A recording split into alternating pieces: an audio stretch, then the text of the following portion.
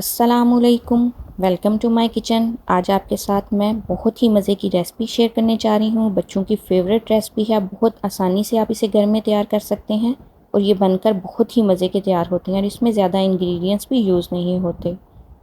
First step में हम कढ़ाई में नारियल को डाल के 3 से 4 मिनट रोस्ट कर लेंगे ताकि नारियल में कलर आ जाए।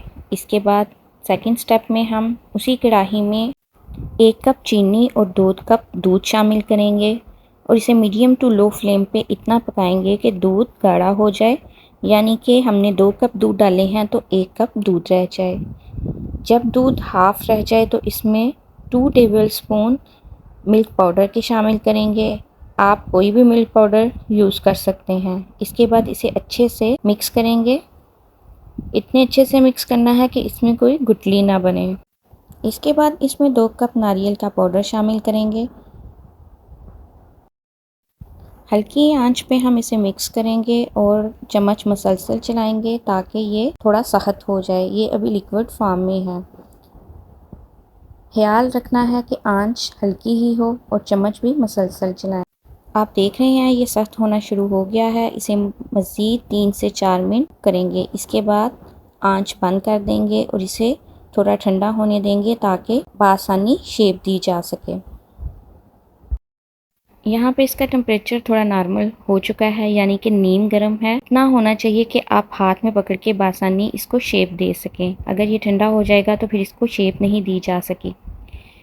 यहाँ मैं स्पून का इस्तेमाल कर रही हूँ ताकि एक जैसे बॉल्स बने। स्पून से हम उठाएंगे और इसे हाथों की मदद से हल्की सी शेप दे लेंगे। आप चाहें तो कोई भी शेप दे सकते हैं, लेकिन यहाँ पे मैं इसको बॉल की शेप दे रही हूँ। ये देखिए बहुत आसानी के साथ ये बन रहे हैं। नीम गर्म है इसलिए बआसानी बन रहे हैं। ये बहुत ही मज़े के बने थे।